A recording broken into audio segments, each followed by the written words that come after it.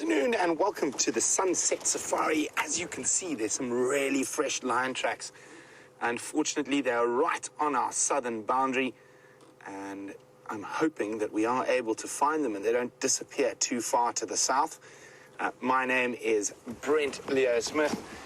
Welcome on this live safari drive. I have Wim on camera. We have Kirsten and Louise in final control, and we have Jamie and Brian out on the other vehicle. So I'm just going to ask Wim now to have a look. We can see where the tracks are going, and after this rain, they're walking in some soft soil. So we should be able to see exactly where those tracks lead. And if anyone was paying attention a little bit earlier, there the lions are. So it's the Styx Pride. They've managed to catch a sub-adult buffalo. Unfortunately, we did know where they were. We're just playing with you. We're just going to see if anyone spotted the lions off my right shoulder before we showed them to you. So unfortunately, they are just across our southern boundary, but fortunately, a nice view. I haven't seen the Styx ladies in quite a long time, so quite nice to see they all look to be doing well. The one female, I'm not sure whether she's given birth yet or is about to.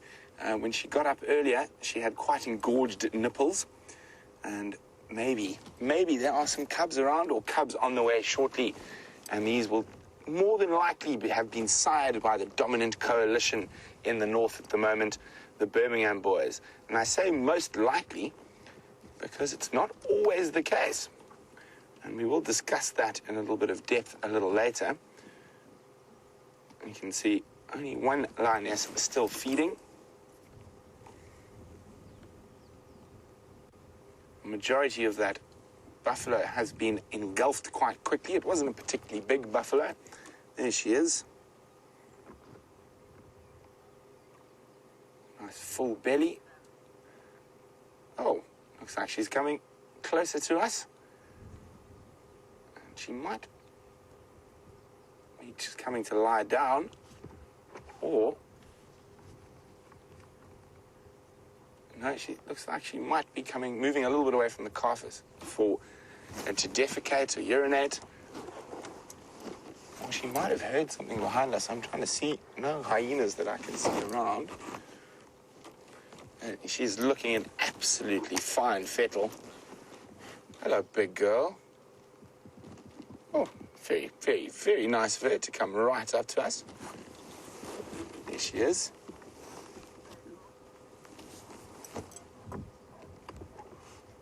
I think she's going to come plunk down, possibly right next to us, and wouldn't that be lovely?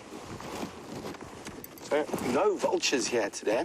Nice cool day. The vultures haven't been able to get up on those thermals and get up high to see if they can see anything. And of course, this cool, rainy, windy weather is wonderful for the cats to hunt in. And she's a very big lioness, this particular individual.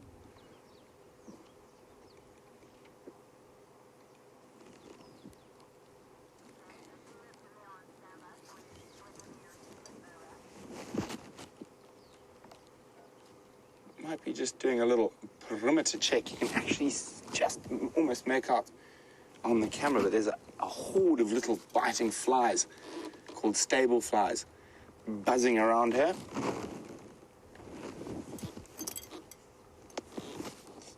I'm just going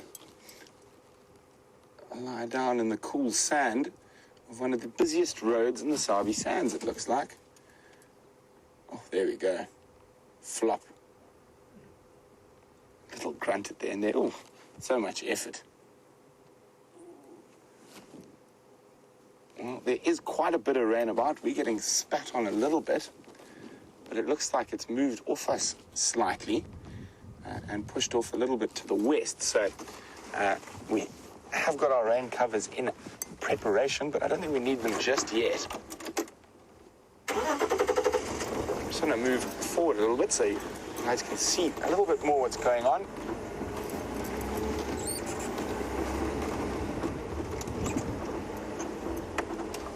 So, from what I can see, it looks like the kill almost actually took place right here.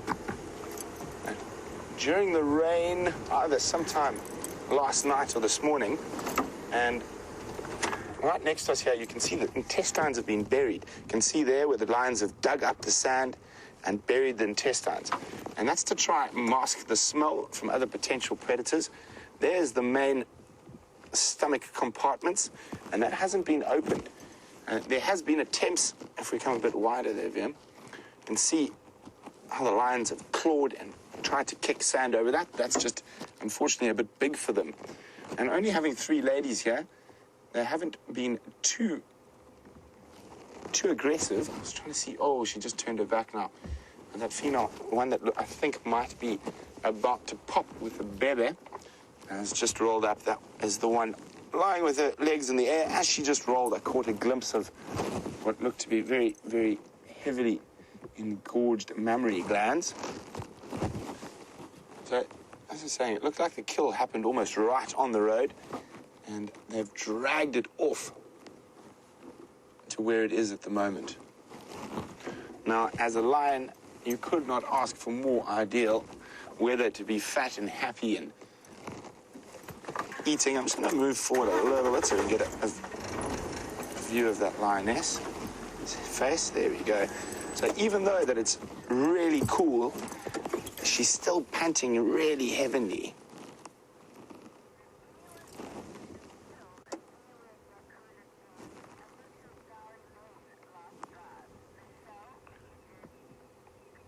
So it's still trying to, the digestive process, creating heat. There's the kill there. We can't really see it too well from where we are. You can see a nice big hip bone. And I'm sure quite a lot of you are a little bit worried since we are on the southern boundary, which is known as Gowrie Main. And Karula currently has her cubs stashed in a den very close to this road. And Michelle in New Jersey was the one who was very worried about that and was wondering whether these lions are close to Karula. So, Michelle, what I'm going to do is I'm going to ask Vim to go straight down the road here with the camera, and I'll try to pinpoint more or less, where's my finger, where Karula's den is. It's about there. So, on the eastern side of the Mawati drainage, probably over 2 kilometers in a straight line from where we are now. So, happily for Karula, that's quite far away. It's a very interesting den site, but while we're with the lions, I think we're just going to stick to lions for now. I will discuss Karula and her den site a little bit later on the safari, but let's stick to the big cat that we have with us.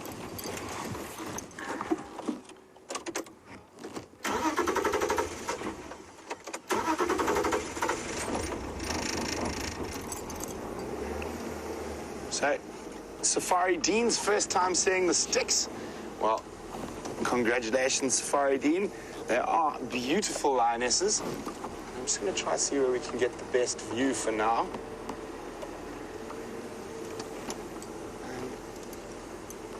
So we can see... I'm trying to see if we can get a nice little view of through that gap. And as I said, it was a young buffalo. And we get through that hole there, Vim, have I gone too far? I'm just trying to see that I've gone too far. If I come forward a little bit for you. And there you can see that heavy panting lioness. So if we go across to the kill, we can trying to just see the heads just through there and very undeveloped horns. That's the ear. Unfortunately, we can't really see the horn from where we are here. So probably a buffalo calf of around 2 years old would be my guess.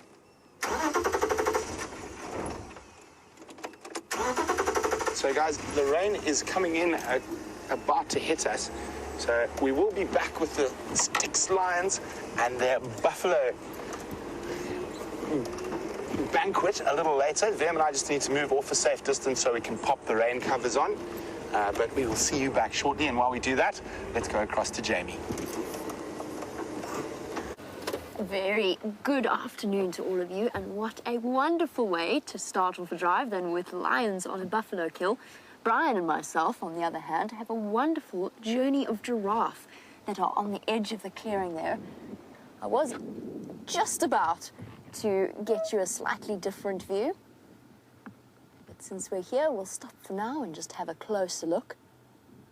I believe that is our persistent suitor, a male giraffe that we've seen fairly regularly in the company of a female and her 6-month-old calf that you can see just behind the male's back legs there.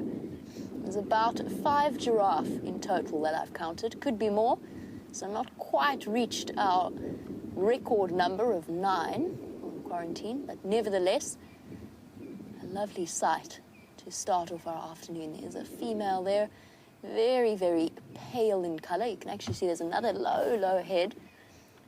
Now, we always think of giraffe with their long necks as feeding on the tops of trees, but most of their behavior this afternoon has been leaning down and nibbling far lower, almost in line with their shoulders. There's the little one at the back and its mom, all fairly light in color, which of course is a combination of genetics as well as age. But particularly with male giraffe, they start off their lives fairly light in color and then darken as they grow older. Now, the fascinating thing to watch a journey like this as they feed, and the fact that, I know James touched on this a couple of days ago on one of the drives, the fact that the plants that they are feeding on, in order to reduce the impact that not just the giraffe will have, but any browsing animals, even an elephant or a nyala or a kudu, they will start to release a very bitter-tasting tannin-like substance into their leaves. Now, James mentioned it in the context of acacias, but I know that sicklebush, which is the round tree on your right, the sort of roundish crowned tree with the multiple stems, definitely also known as the flat tire tree, if you have bad luck. I know that they will also release those tannins to stop the animals, any browser, from overutilizing the plant. And those tannins will stick around for a little while. So as we watch this journey feed, you'll notice that they'll never walk back sort of in the direction that they've come from. And that's because they're picking the direction, or they're working with the direction of the wind in their choices. Because not only will a tree release a tannin, but it'll also release a pheromone that will alert other trees surrounding it. And thus, as soon as that happens, the leaves become bitter around the tree, of the other trees, will become bitter and unpalatable for the animals concerned. So they move, if not downwind, then at least not direct, or they won't move directly downwind. And the alternative advantage of that, of course, is not just do they manage to avoid the bitter-tasting leaves, but also the fact that they will be able to smell any kind of a threat. So any browsing animal will walk into the wind, or vaguely in the direction of into the wind, in order to secure their safety and also to ensure that their afternoon tea is somewhat more palatable. Now, they've moved across to the other side of quarantine. There's a nice 2-track there that runs close to where they are. I think that we should make our way across in that direction. We'll just have to do a little loop. Bear with us as we do. And we'll catch up with them on that side and have a closer look and see which individuals in particular are with the group and see if we are right about our persistent Casanova. And what I mean by that is that there's been one male hanging around with a female and her calf for a good few weeks. In fact, I would even say a good 2 months worth of time. And in the beginning, he was certainly showing a considerable amount of interest in mating with her. We never really discovered whether or not he was successful or not. He attempted many times with us viewing him, and every time she rejected his advances. It remains to be seen if he's managed to achieve his goal of the last 2 months of work that he's put in. Now, Brent thinks that it is not going to rain, and you can forgive him when we look to the sky that we have ahead of us. I, on the other hand, thought that this morning and spent most of the morning fairly sodden, I think would be a good description. Dave looked a little bit like a drowned, I don't want to call him a drowned rat, that sounds hugely insulting and I don't mean it that way. He just looked a little bit bedraggled by the time we managed to reach home. We were both feeling somewhat damp. And I have a feeling that changing into a fresh, new, clean and dry uniform might have all been for naught this afternoon, as the end of this cold front, I say cold front, it's not really that cold, but as the end of this rain front at least, slowly makes its way through. I feel as though I'm already being drizzled on, but I don't know if that's my imagination. Brian's nodding. There's a little bit of drizzle in the air. There is a moisture and a drop to the temperature that suggests that Brent perhaps might be mistaken. We shall see. I actually did race back to fetch my rain covers on the theory that if I didn't, it was going to pour down, and that if I did, it wasn't going to rain. So we'll see what happens. No, there's rain in the air. I'm sure I can smell it. Some mizzle. Mizzle pouring down on us. A mixture of drist and mizzle? Drist and mizzle, there we go. Some spoonerism in the afternoon. Hello, little monkeys. What you been up to? Mischief as always. This shy little troop that often hangs out in this area before we get to our giraffe. I can only see one. Oh, goodness, our subtle stop as he dashes up the apple leaf tree, pausing to peer back at us anxiously. What's up, monkey? I know that I'm certain that the rest of the troop is here. Oh, somewhere. And the answer is yes. The rest of the troop has relaxed slightly, and there they are. Hello, baby, we see you, peeking out from behind Mummy. Yes? On the ground, foraging for seeds and fruits and roots. Oh, lunchtime. Lunchtime for little one. Picking the most in, there we go. Homie shifting about to accommodate him. Another really nice start to the drive.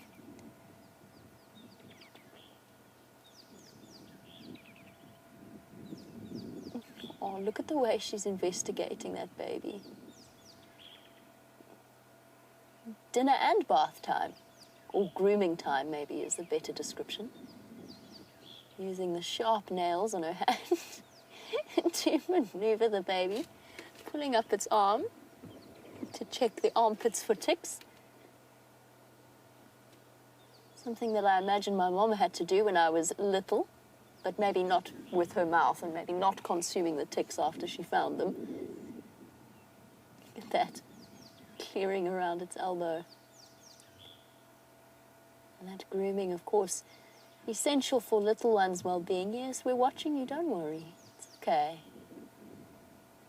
Essential for the little one's well-being, removing ticks and parasites, but also teaching it the basics of bonding and grooming that will serve it well as it grows older. All primates reaffirm, or at least these primates reaffirm their bonds by grooming each other. Very often it is a show of subservience to groom another monkey. Or mom's decided she's not content with this open position to feed her baby. Maybe automatically that instinct to cling onto her belly is so, so strong. Even from a tender age of basically just being born, they immediately know. Let's just have a look before I reposition. Let's just have a look at this monkey here. Is it damp? Or is that a scar? Looks like a scar to me along its back. Bald patches of fur. And it's got a little bit of a limp. I wonder, this monkey must have had some kind of narrow escape. If I had to throw a guess out there, I would hazard at the possibility of an escape from a bird of prey. They've both moved through. Don't want to really startle them. The engine run for a bit. And we'll just idle forward very slowly. I wonder as well if this is not Mom's previous youngster, judging by the position it's taken up. Sorry, guys. Sorry. It's all right. It's okay. Maybe a lucky escape. I'm going to speak softly just so that I don't disturb them, but maybe a lucky escape from a raptor. It's not a fully grown monkey. You can see Mom on the left and then the youngster on the right. Maybe a previous offspring. Could well be. And there's lots of threats to monkeys out here. Big birds of prey, something like a martial eagle, even a Rose eagle owl will tackle a monkey whilst they are thinking they are safely asleep in their trees that they've picked for the evening. Something itchy on his head. I love the way they grab it and then investigate it. Give it a really close look before popping it in their mouths. I want to see which tick has bitten me before I consume it.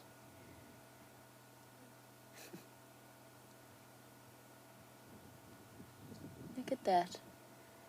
Affection to the mother as well. Could be another member of the troop, but I would hazard a guess and say that it is Mom's previous offspring. So an older sibling to the little one that's currently falling asleep whilst suckling, as babies are wont to do. Giving Mom a good groom. And they can reproduce twice in a year, in a good year. Carla, this is the only species of monkey that occurs within the Sabi Sands. It is known as a vervet monkey, one of only 2 species of true monkeys that occurs within South Africa.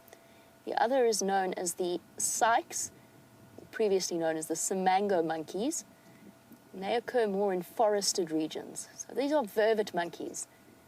The other large primate that we get are chukma baboons. They are much, much larger. Here's another one hiding, well spotted, Brian. Hiding beneath leaves, sheltered beneath the leaves of a sickle bush. Having a jolly good scratch of its tail.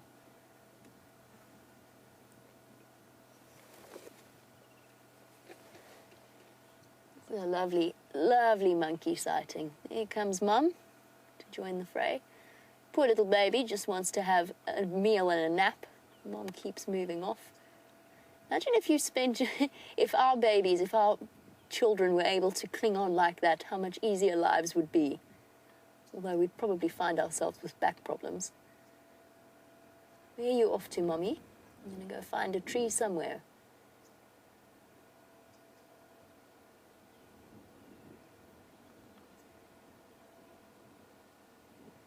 And Safari Dean's absolutely right. This is a lovely sighting because we're getting to see them on the ground, which actually doesn't occur that often.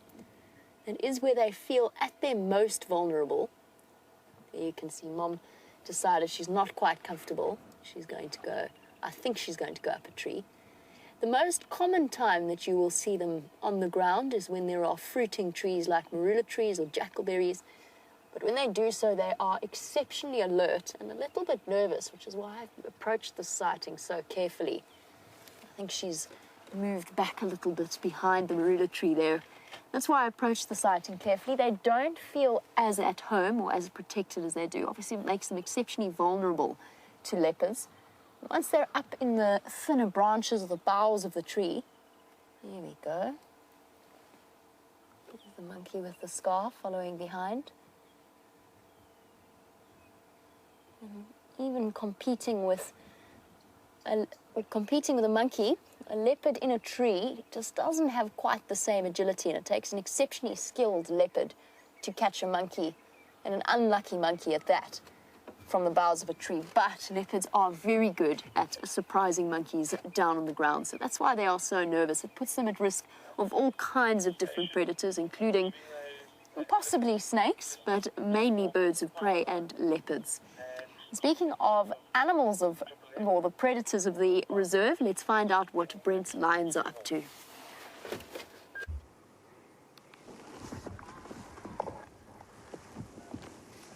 So, there is very little movement here.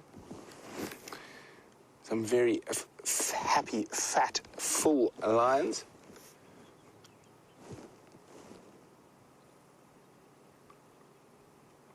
So quite interesting how the lions' pride's territories have shifted over the last couple of months.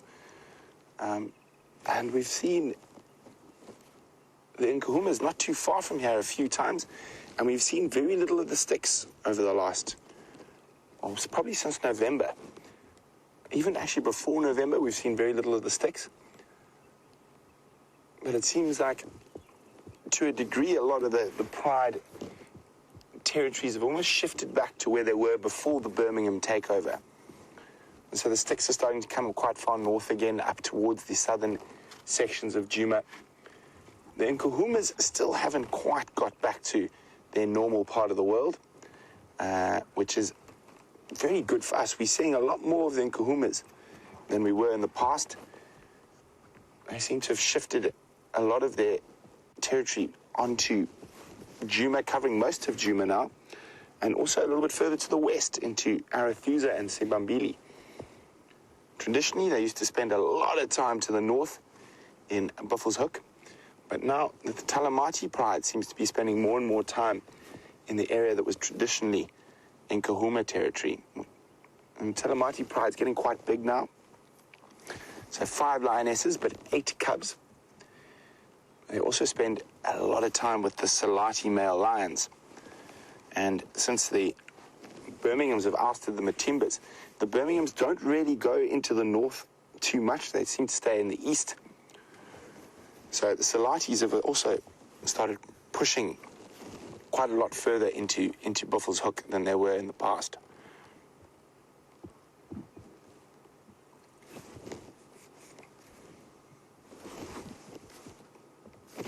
But that is one of the amazing things about being here constantly and having these live safaris every day.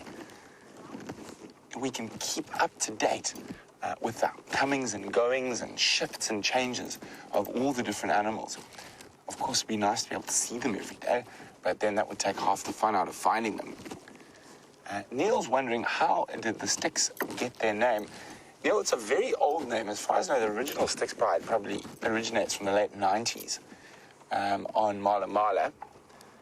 And if I remember correctly, it was someone who was being quite poetic and something to do with the river Styx from Greek mythology.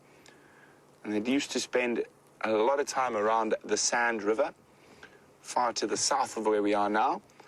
And they got quite big, and then they split and split again. Now, I'm not 100% sure how many Styx lionesses are still out and about. I do know of these 3. I think there could be a few others. And I mean, I used to see them many years ago, 2006, 2005, around there, to the south when I worked at Londolozi. But then there were an impressive pride. I think there were 9 or 10 adult lionesses in the pride at that time.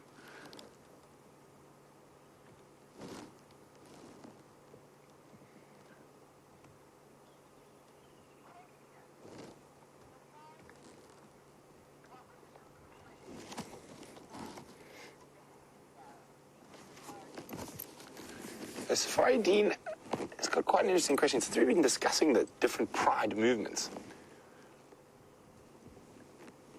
Safari Dean would like to know what would happen if the Nkuhumas happened upon the Styx here.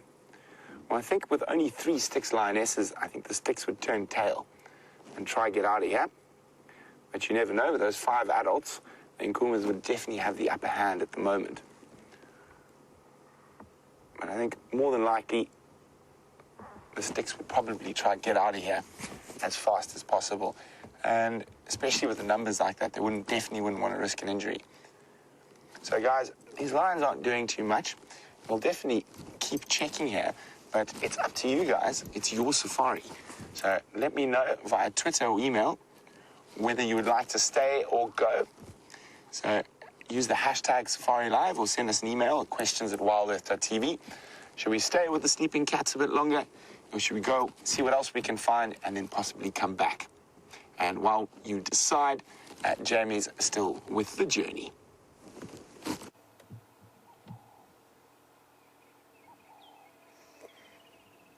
And really, truly, a magnificent specimen, this gentleman. Just look at that. Golden colour. And the posture, his upright stance, keeping an eye on us, keeping an eye on all that's happening below him. He is a truly handsome male. Another difference for our giraffe fundies, most of you know by now that the top of the ossicones rubbed clear of fur on males, whereas females are much thinner, or the ossicones or the horns much thinner than those of the male. Perfect, there we go, nice example. The female there with the thinner ossicones and the tufts of hair on top of them. But here's another difference I don't think you've looked at. Look at the muscle on his neck. Just look at the thickness of it. It gives him that incredible upright posture. He looks positively regal. There's something almost military in the way he holds himself up. But those neck muscles far more defined and bulging than those of a female. Because of course, he doesn't just need those neck muscles for lowering his head, but also for swinging his head around powerfully in a battle with another male, in a process known, oddly enough, as necking. The males swing their heads round and whack each other on the sides and on the rump and on the shoulders, but definitely far more defined than that of the female. And he truly is beautiful. The color, even in this grayish light coming through the clouds, is still extraordinary. So there's another difference between male and female giraffe. Now the height difference is heightened there, because that is a calf that is on the right of him. Looks like the 6-month-old calf that is now very much accustomed to the presence. I think it's the same male. I'd have to see his back left leg. It's how I identify him. I'm fairly certain it is him, though. Little calf nibbling away. You can see how much growing it has to do to catch up. There's a female with its head lowered at the back as well. Little one, probably about, I'd guess, 6 months old. It was very, very new. If it's the same one that we saw suckling on Albury's Road all those months ago with its umbilical cord showing, we'll put it at about 5 to 6 months of age. Still with that slight disproportionate look between its neck and its legs. Giraffe calves, of course, born with the shorter neck in comparison to their body size and longer legs compared to the adults, so that they can keep up with their mothers but still be able to reach down and suckle without, crucially, lowering their head below the chest, or the height of the chest. Watch that giraffe female at the back. Let's see how long she feeds with her head down at that level. She is on a slight slope, so it's not as low as it looks. But there you go, lifting that head up. I don't think she's going to feed for that long down, right down there. That's because it actually takes muscular work for a giraffe to lower its head to that extent. That thick tendon running all the way from the skull down the spine, connecting to the shoulders there. She's up again. Also a very young giraffe.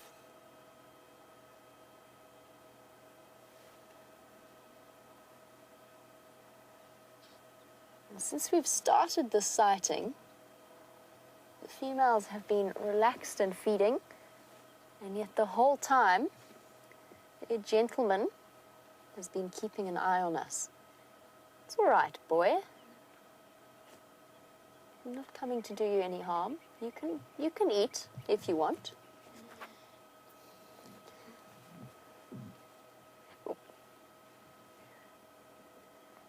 Shaking the oxpeckers away from his head.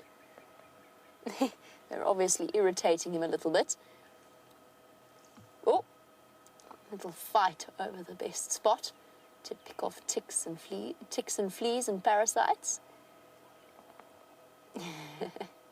Not enjoying their attentions terribly much. Now he's looking out across the plains, and you have to wonder what he is thinking. Funky Kauai was wondering, do the animals sense the rain before it happens? And yes, I suspect that they do. I think that they've got a far deeper perception and understanding of what's happening around them than we necessarily as humans do. I think we've largely If not, I don't think we've lost those sensors, but I certainly think we have learned to put them on the back burner and rely far more heavily on Google and the weather reports than we might otherwise if we were forced to live without such things. Tortoises definitely do. You often see more tortoises out and about just before the rain. Occasionally you'll see more millipede activity as well, but I'm sure that applies to the macrofauna, so the larger animals as well. Things like elephants and giraffes, I'm sure, are fairly good at predicting. If we could chat to them, they'd probably give us a more accurate weather report.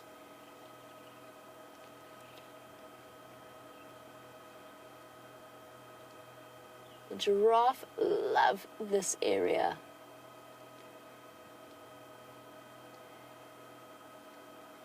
And I think a decision has been reached as to what Brent decides to do with the lions. So let's hop onto the back of his vehicle, find out what he wants to do, and I'll be back with you shortly. So, as you can see, very little happening, but we just want to have a quick look at this female's stomach. So if we have a look, I don't think she's given birth yet, but definitely looks like she's possibly pregnant. As you can see, the mammary glands are quite well pronounced already compared to what they normally are.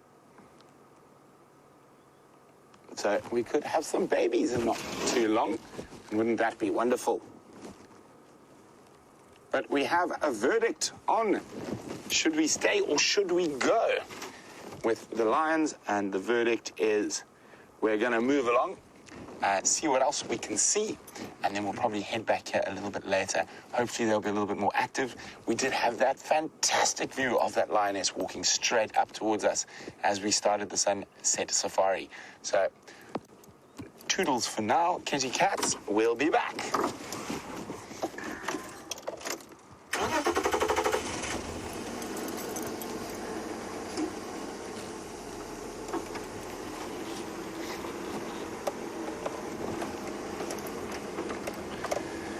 So last year we were lucky enough to spend some time with some little lion cubs, and Amy is wondering, is this the same Styx Pride that had 3 little cubs killed? I think it was 2 cubs killed. 3 cubs killed, sorry, you are correct there, Amy, by the Birmingham boys last year. It is the exact same Styx Pride.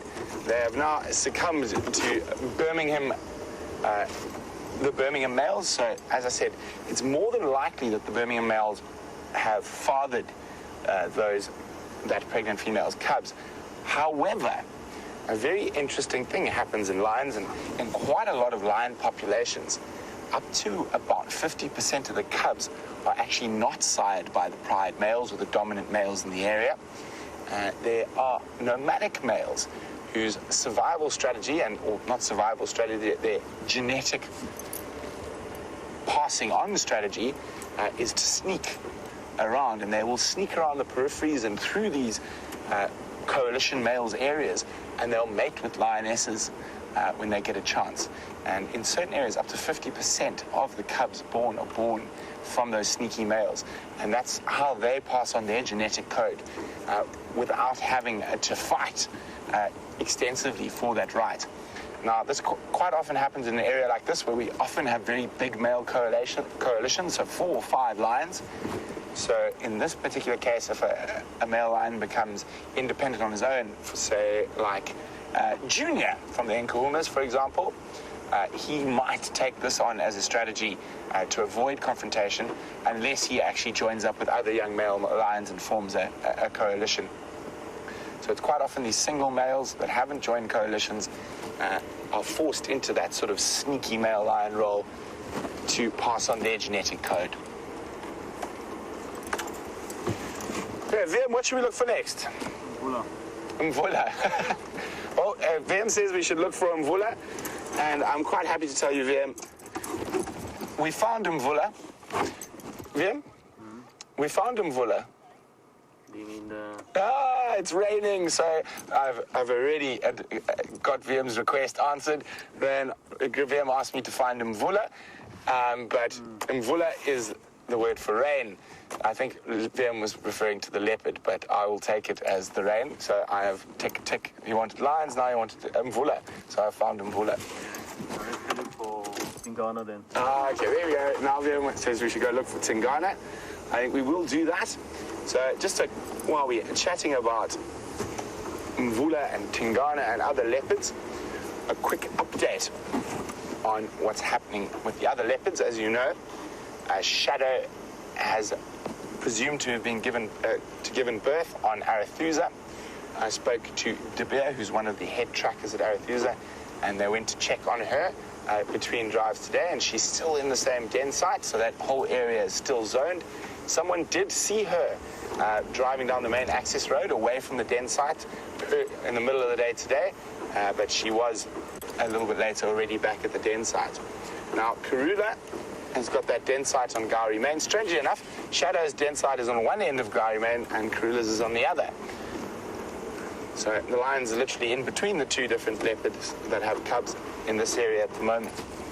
Now, Karula's chosen an unusual place to keep her cubs, and that is in a stormwater drain underneath Gowrie Main.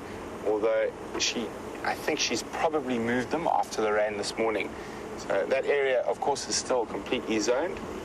So we will be avoiding that. If we do manage to find her while she's away from that area out hunting, we'll definitely follow her, as that normal protocol applies then. And fingers crossed, in about 3 to 4 weeks, when those cubs are a bit bigger and able to climb trees and that, and we'll be able to put one vehicle in there at a time, and we can see some little cubbies. Okay, I thought I saw a Tingana track there for VM. But alas, so while we continue to check for leopards and whatever else might appear, I'm hoping for some wildflowers. Let's jump on board with Jamie, who's got a feathered friend.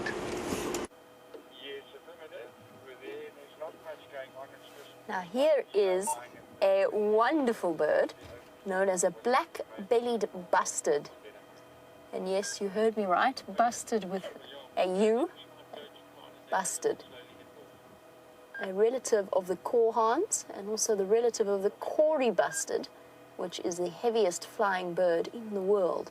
Now the reason I enjoy these particular birds so much is their incredible call. Generally, they only do it at the beginning of the day and around sunset, but maybe we'll be really, really lucky and this gentleman will give us a demonstration. Keeping my fingers crossed and sticking around in the hope that he might. And see how the wind's picking up, ruffling his beautiful feathers. The call of the black-bellied bustle there. Oh, goodness, not even I can say it properly. The call of the black-bellied bustard is something akin to a whistle and then a short break, at which point he curls his neck up in preparation for the grand finale, which is a sound much like the popping of a champagne cork. Now, I do not even begin to attempt imitating it. It sounds ridiculous. Brian, I know, has done 1 or 2 good imitations before in his time. Brian's chuckling in the back. I'm really hoping this gentleman might give us a good demonstration. He seems a little bit reluctant. He is incredibly exposed. He's sitting right on the top of a termite mound. And almost by that behavior alone, you can tell that it is a male. They are vaguely sexually dimorphic. The male's slightly more striking than the females. And while we sit and watch him, I'm just going to try and find a nice picture for you so I can show you what I mean. Come on, boy.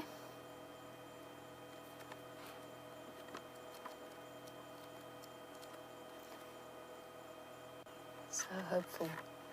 I'm also taking this opportunity to just listen for the herd of elephants that is reported to be in this area.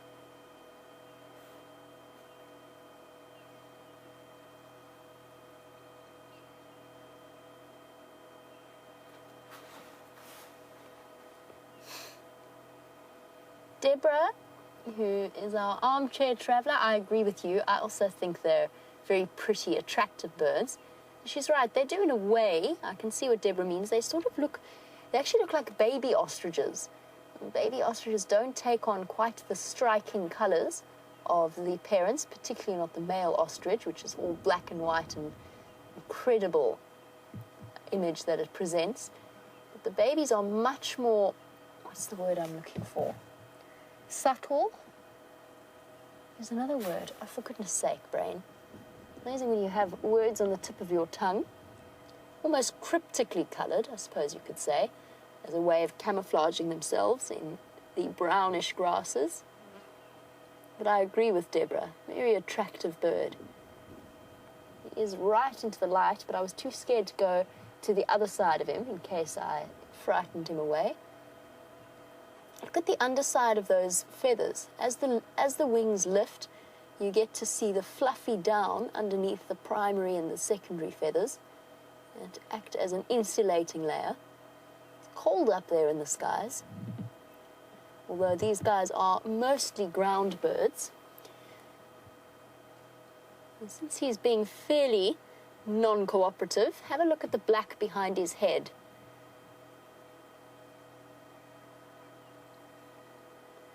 Has he got black all the way up his back? Oh, he does. There, you can see it. James Taylor was wondering what it is they eat. There you can see the black strip all the way up underneath the chin. So that and the larger size is what distinguishes it from the red-crested korhaan, just while he turns his head like that. Now, James Taylor, what do they eat? They can be actually fairly fearsome predators of insects, but they are fairly, what's the word? They're all-round birds. They're very, very flexible in terms of their diet. Cory bustards are capable of taking on even species of snake, whereas a black-bellied bustard would have to probably limit themselves to slightly smaller snake species, but there are a lot of small snake species around here. Doesn't quite have the powerful bill of the Cory bustard. And I think you'll probably find that they'll also munch a little bit on seeds as well. There you can see how he's sitting on top of the termite mound. A large, very distinctive bird. Here we have the picture of the female and the male, and this is what I wanted to show you when I said we can almost see in terms of behavior that it is a male.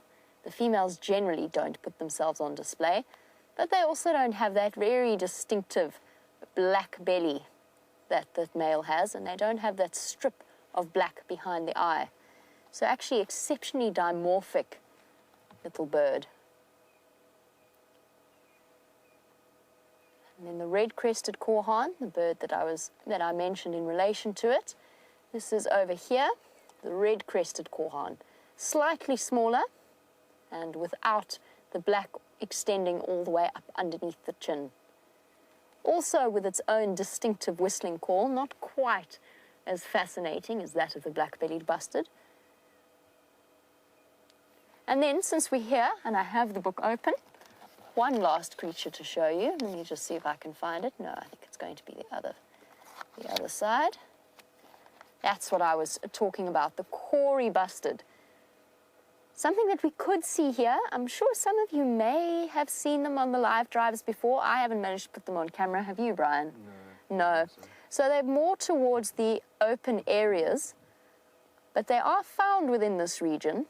We're just that fractional little bit too far to the east, but they could make their way around. You probably most likely found them around the Arathusa airstrip would be a good example, or maybe even once Cheetah Plains becomes a reality, those lovely open clearings, the Gabbro clearings, you might be able to see something like that. That and secretary birds are definitely high up on our list of keeping our fingers crossed expectations. Now, I'm on my lookout for the elephant herd that was reported, as I think is our black-bellied bustard. Now, apparently, Brent has got a view of incoming rains. What did we say, Brian? Let's jump on the back of his vehicle and have a look at the rains coming in. So, as you can see, where we're sitting now, we're getting quite a fine, steady drizzle. But what looks like that's coming in from the south is a little bit more serious. So I think Jamie must be in the northwest or northeast, where I can actually see the sun shining. But down here in the south, there ain't no sunshine. And we do need the rain, and I was hoping it was going to hold off till the end of the drive. But we're going to keep going for now. But we can already see a lovely green carpet that's sprung up. But I know it is unfortunate. We're right at the end of the growing season, so we're probably not going to get too much flush out of it. But every little bit will help as we go forward to the actual dry season in winter. But I still think we're going to be in for an absolutely spectacular dry season. In terms of game viewing, with droughts do produce incredible game viewing.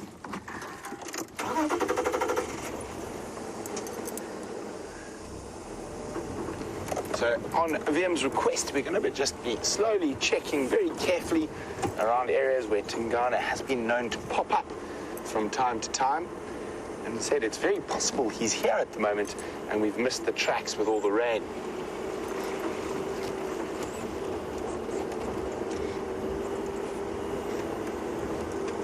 So on yesterday's sunset safari, I popped a camera trap up and I left it there for the day as well today. So we're just going to slowly make our way there. I'm going to take it down, and then unfortunately it takes a different card to my camera, so you'll have to wait till tomorrow to see what's on it.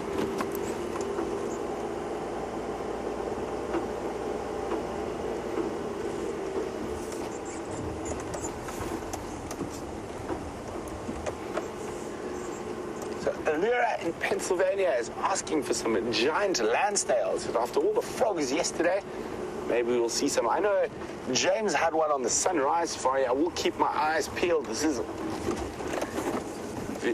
Vim has spotted something. Warthogs. Well spotted, Vim. Oh, there we go. Is that okay? Here we go. Warthog with some piglets, and they're getting quite big already. Let me just try and go back a little bit. Looks like I'm going to pop through that window in the tree there. Oh, through the window already. But we have seen a lot more warthog babies this year than I saw last year, and the moms seem to be doing a lot better at raising them. There comes another little one. Incredibly cute little creatures.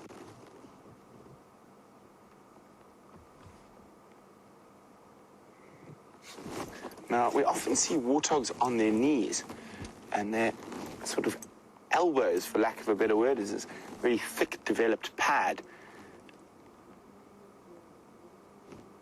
Did you hear that, Vim? Sorry, we're just listening. There's something very strange. What was that noise? It was the brakes. Ah, it was the brakes of the car. Okay, well, sorry about that. I just thought I heard something out of the ordinary, and that warthog obviously heard it as well because it's staring intently at us. But I was talking about the little pads on what we would probably term their elbows. So obviously they get very hard and stuff after they're born, but those pads actually start developing in utero. So those pads are really starting to thicken when they're still in their mom's womb. And of course, they spend quite a lot of time on their knees so they can dig up and get those roots and bulb systems from underneath. And, oh, there's warties. They're going to move. Unfortunately, they're moving off into thicker bush, but we'll keep chatting about them for a while. And they are fascinating. And see, I'll carry on with the warthogs now. So Jamie, who wasn't sure it was going to rain and was very disbelieving of our claims, is now rushing to put on her rain covers. But now, the interesting thing I've noticed with warthogs over the last little while, we've often been seeing two big boars together. And that's going to change in the next month or two as they start sort of getting to their mating season. And warthog males have two very different strategies of maintaining females. So So the one is what you'd consider a more traditional. They will get a couple of females in an area that they live in, and they will defend that against other intruding males. And the other second way of attracting females and making sure they have mating rights is actually to defend a resource. So either good food or good water, or an area that holds quite a lot of burrows, so they will defend a resource. So it's quite interesting. Most animals will either do one or the other, where here you have an animal that does both. So wildebeest, for example, will defend a resource. Those single bulls we see from time to time are defending a good grazing area that will bring females in. Zebra has the other strategy where it will actually move through and they don't actually hold a territory, and they will defend the females within their group. Now, a warthog does both, depending on the individual male, which is very, very fascinating.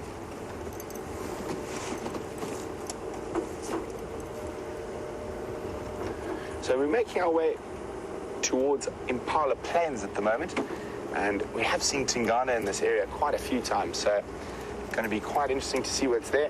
If not, I'm hoping for some nice general game on that nice short grass, maybe some zebra or some wildebeest.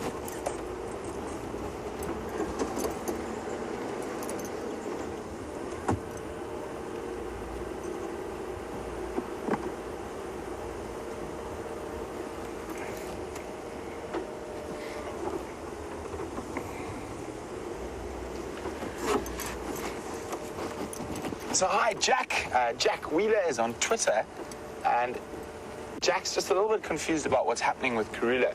She says, why can't we go find Karula? Why can't we view the cubs? I'll just clarify that for you. So, Jack, we could find her very easily. We know where the den is. But while those cubs are so young, we want to put as little pressure on her as possible. So we just stay away from that area until those cubs are old enough to sort of climb trees and be fend for themselves. When they get to that age, Karula will actually leave them by themselves for quite a few days. So we do keep an eye on Karula, and with the senior guides from Juma and whatnot, every now and then we will go outside of the game drive time to just check up on everything, make sure that no one's going there, firstly, and also to make sure that she hasn't moved the den site so we can move the area that's zoned. So what we do is, well, in the north here, they call it a negative lock. So a negative lock is fancy Sabi Sands terminology for you're not allowed to go there. So there'll be a discussion between senior guides. They'll go together. We'll go check. The last time it was Steph, myself, and Jamie, and then also Candice, the general manager of Juma. We just went to have a look. We stayed quite far away. We noted that she was still there, and then we moved off. So until those cubs are about 2 months old, and it all depends on different cubs mature at different ranges. It normally is around 2 months old. At 2 months old, we'll start viewing them regularly, but only one vehicle at a time, and then maybe only 2 vehicles per game drive.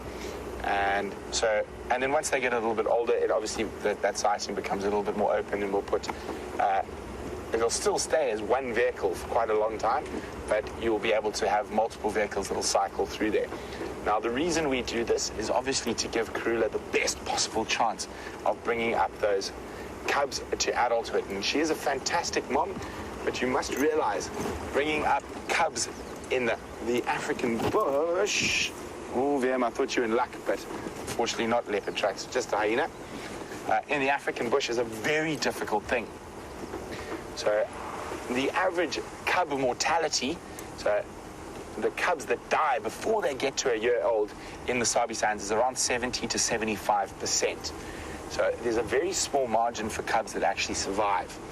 And of the recorded cases of cub mortality, over 70% of them are actually killed by male leopards.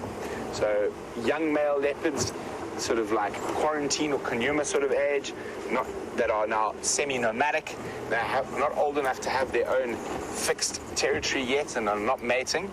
They are probably the biggest culprits at killing young leopard cubs. After that, your other predators, lion, hyenas, and then there's always some very strange ones that kill leopard cubs. I know of python that have eaten leopard cubs. In certain cases, some of the big birds of prey, like marshal or crowned eagle, eat leopard cubs. Baboons will kill leopard cubs. Buffalo will kill leopard cubs. But on average, it's normally other leopards that will kill leopard cubs. But until those cubs are reached a nice, good age where they're able to climb, bounce around, and with Karula, they're always going to be wonderfully relaxed cubs. And I hope that helps explain that a little bit better, Jack. So while we continue our search in the western sectors, we're going to pop on with Jamie, who's got one of the smaller inhabitants of the Sabi Sands.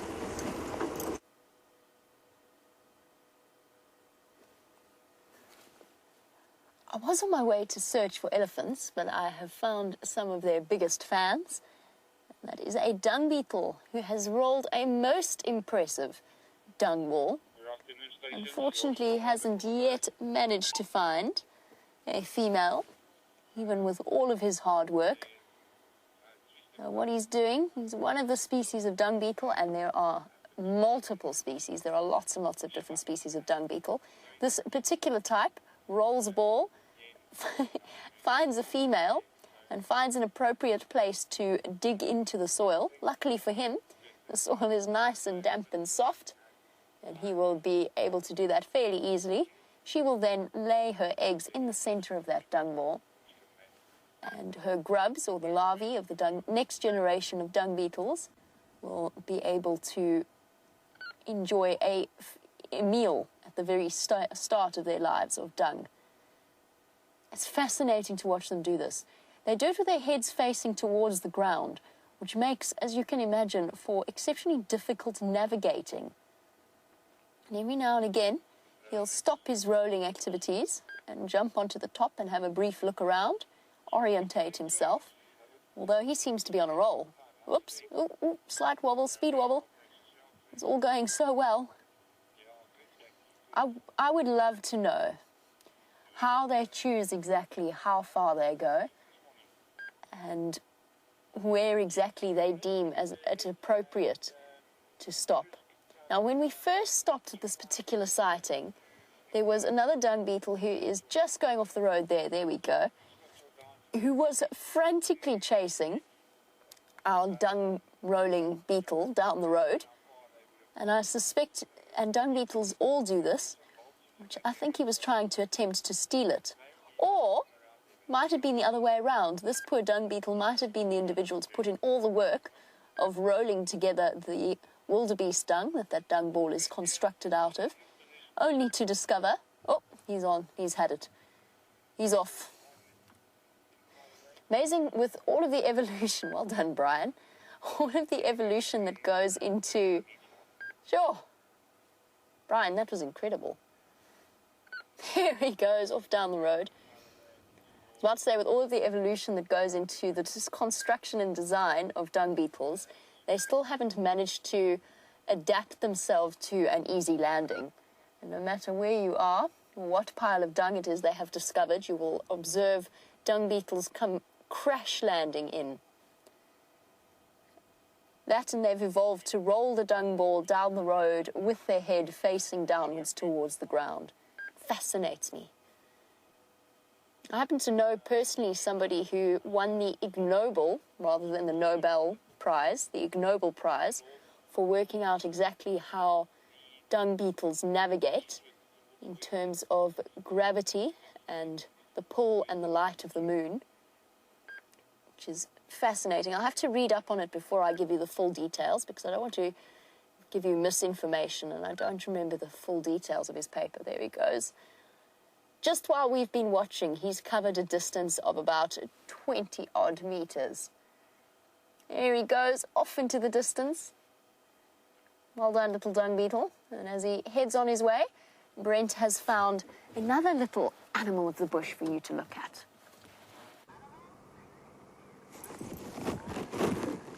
So, from one little animal that has a lot to do with dung to another little animal that has a lot to do with dung. So here we have a scrub hare having a scratch on the chin. They're so cute. Oh, their noses are always on the go. Little lick. He's maybe sitting up a bit early because of the cool, overcast weather.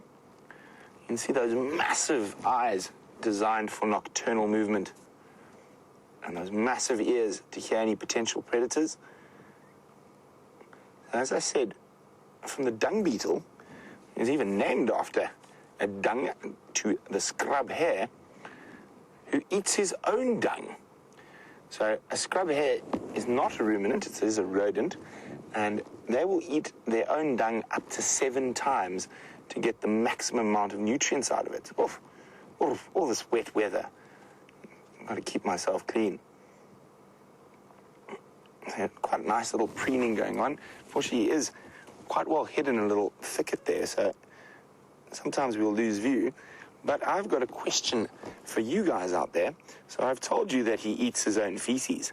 Now, there's a nice big scientific word for that, and I'm wondering if anyone knows what the correct terminology is for an animal that eats feces, or specifically eats its own feces.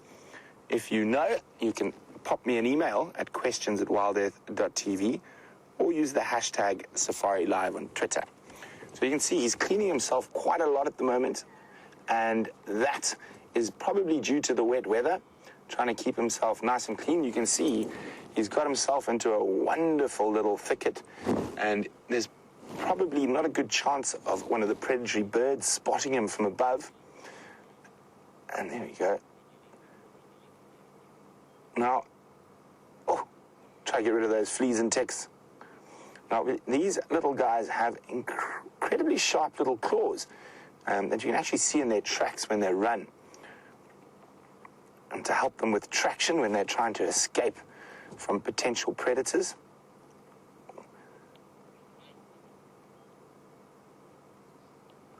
Look at that. Really giving himself a good clean.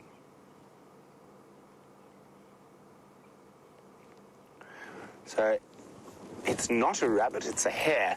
And rabbits and hares are quite different, and specifically in terms of how they have their babies. So a rabbit gives birth under the ground in a warren, and the babies are born very similar to what a predator's babies are born. Very little hair, eyes closed, completely helpless. And it takes them quite a while to get bigger and stronger before they come out with the adults. A hare has the complete opposite strategy, and it's very much like an impala would be. The babies are miniature versions of the adults, and they're able to run within minutes of birth. So a hare's baby and an impala's baby, for example, is a term called precocial, obviously based off precocious, and an rabbit's baby or a leopard's baby is altricial, meaning it needs care and looking after. So a human being as well would be altricial, and a zebra would be precocial. So I hope that, it looks like he's finished cleaning. I have one last look at this little ball of fluff. He seems to be listening. I hope he's been taking notes, and he now knows that he is precocial.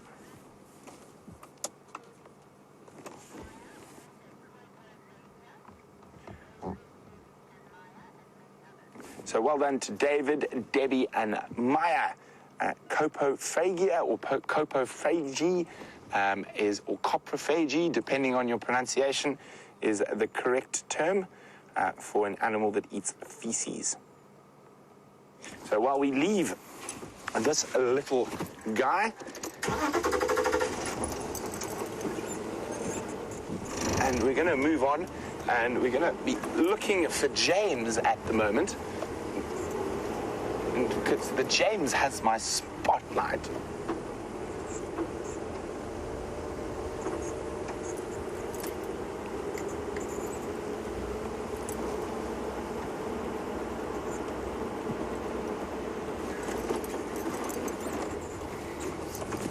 So Lou DeLion says that's recycling taking a little bit too far in terms of feces eating. Well, maybe all of us could learn something about recycling from the humble scrub hare.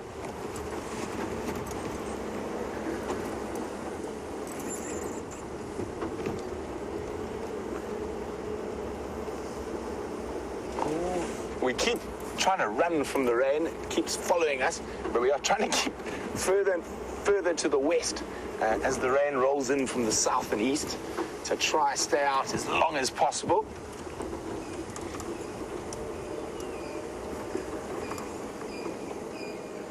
So you guys, while I try find James, Jamie's got a far more interesting animal than James, so let's go have a look what it is. I did actually find James myself, and he let me know about this elephant herd wandering straight across main axis. Hello, little one. Oh, I love the way they do that road crossing. It's that little dash. Hello, beautiful. Yeah, big boy. Yeah, lovely bull. A gentle elephant sighting in the rain. Doesn't really get better than that.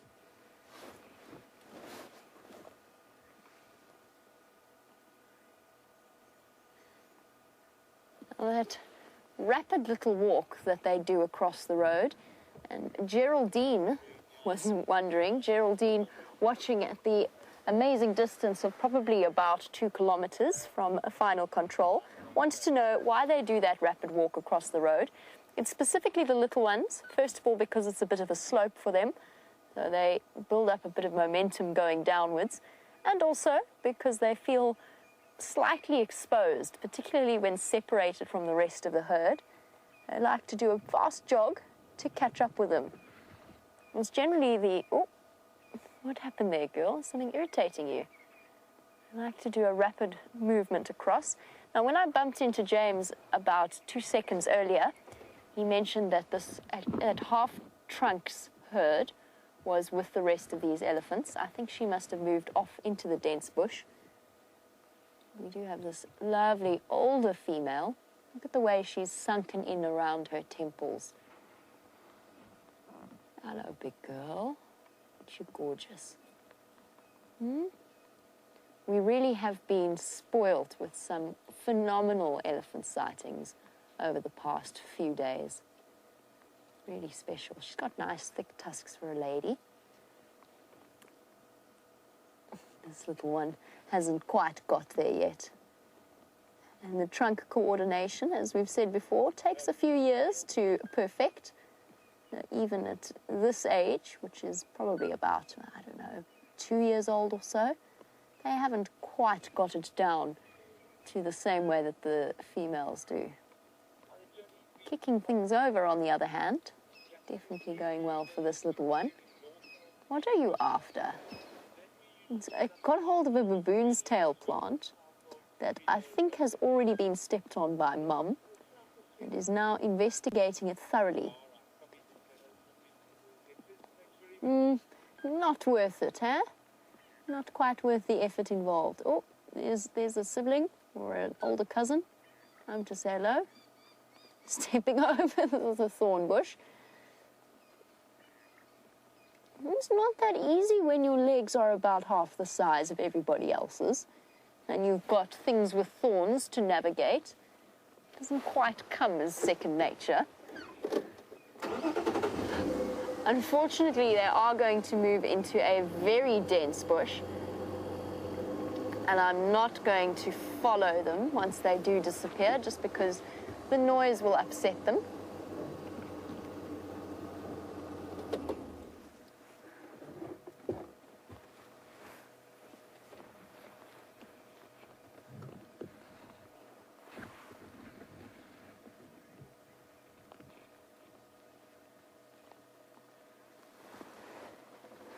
As I said, the elephants are disappearing into the bush. Bouty or Booty, I apologize if I have mangled your name. I'm not quite sure, so correct me if I'm wrong in pronouncing it. I imagine that it's Bouty, who is watching in Romania, wants to know what is the difference between forest and bush, since they both seem to have trees in them. A very poignant or very valid observation. Bush is slightly less dense than forest, and the species of tree tends to be different as well.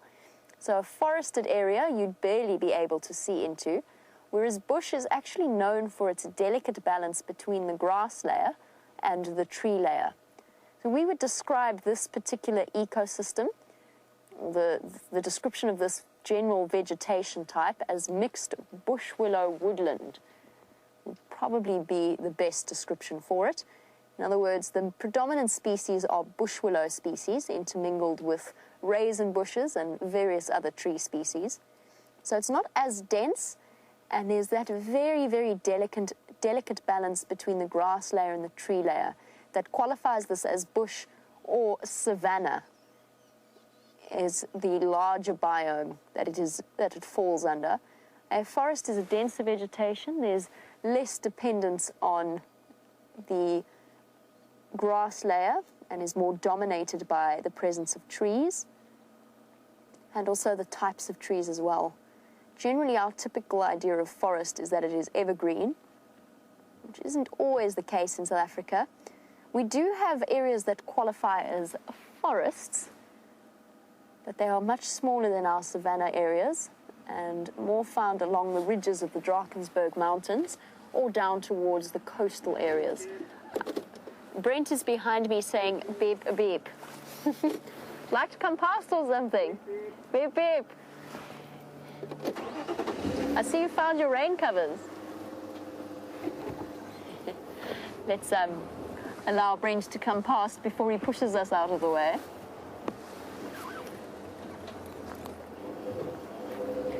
Oh, onto the bank.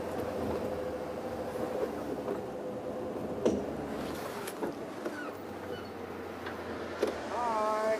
Hello. Great minds think alike in terms of area. No, literally, Bam and I have been running from the rain. You've been running from the rain. We've now got to the point where we've got nowhere left to run. VM, that is an extraordinary poncho. I'm not even sure if it's the right way around. I don't think it matters. Been arguing with the poncho for Although quite a while. it looks as though the hood might sort of sit over your eyes. Yeah, I think this is actually bad. Fair enough. I can't talk. I look a little bit like I'm wearing a Bam's gonna sail. Get himself a nice puddle under his chin. He can have a drink of water as you go.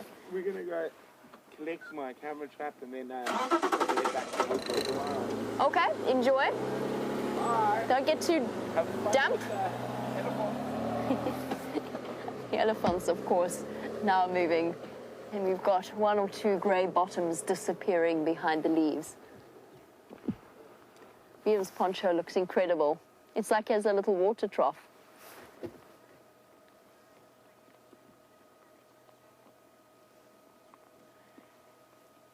Gracie, it's an absolute pleasure. Gracie, who's 8 years old, is watching our show. And Gracie says that she enjoys the fact that we find her elephants on the bad days. Gracie, it's always a pleasure. And as always, it's lovely to have you watching our show. I'm sorry that our ellies have moved into such dense vegetation, but I'm sure there will be more around. I'm actually fairly certain that I saw a bull earlier, but he hasn't decided to pop out just yet. And just after we had that black-bellied bustard sighting, an elephant walked straight across the road in front of us and after this breeding herd. Unfortunately, I think that might spell the end of our elephant herd sighting. Luckily, we got there when we did. Otherwise, we might have just missed them. It's always nice to get that timing right. But before we disappear off, Lael, who's watching in Washington, since we always see elephants drink with their trunk, Lael was wondering, can baby elephants nurse with them? And the answer is no, they don't. They nurse with their mouths. One of the biggest reasons behind that is because they're not actually capable of forming the suction that they need to around the nipple with their trunks, but they are, of course, with their mouths. So they don't actually suck with their trunks and then put it into their mouths in the same way that they drink water up. Drinking water is a little bit different from suckling. You know, you just sort of stick your nose in or stick the trunk in and suck up and then transfer it into their mouths. Now, interestingly enough, with most of the animals around here, with this steady rain that we've been experiencing, they are able to drink from the puddles around them. It's not the same with elephants. First of all, with a big herd like that, where each elephant is capable of, if it's a large elephant, sucking up about 12 litres into their nose in one go and drinking that down. So a puddle is going to disappear very quickly. But also they're quite fussy drinkers. They don't really like their water mixed with mud. Even when they dig holes and get water up from underground, they'll allow it to settle first. They allow the mud to settle to the bottom first before they drink from it. That's why when you often see them, when they come to drink and they're not hugely thirsty, they touch their trunk to the water and then sort of pick some up and then spray it at the surface, which is just to clear the dirt and the muck away. Fussy drinkers are elephants. And at this particular moment, camera shy as well.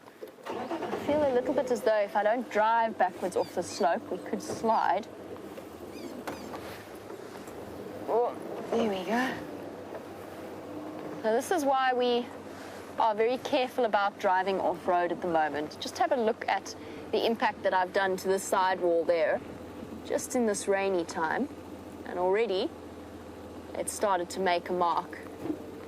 And that's why we are not pushing it any further in terms of off-roading where we don't need to. Oh, here comes the rain. How's it, guys? Good afternoon. How's the bike? How are you? Sorry? Yeah, and Globe have just gone straight north into this block. Hi, guys.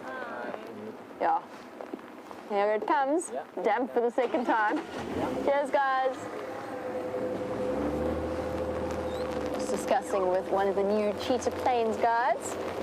I'm attempting to shelter my mic beneath my jacket. I'm also... Oh, yes, sorry.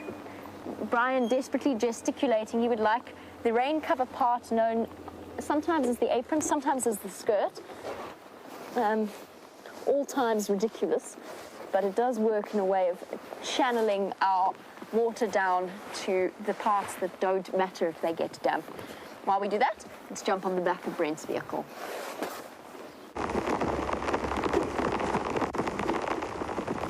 So the rain has stepped up quite a bit and there's a lot more coming.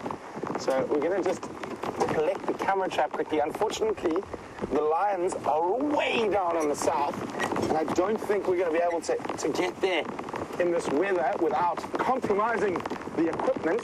Oh. That wasn't very clever, was it, Ben? I'm a bit too far.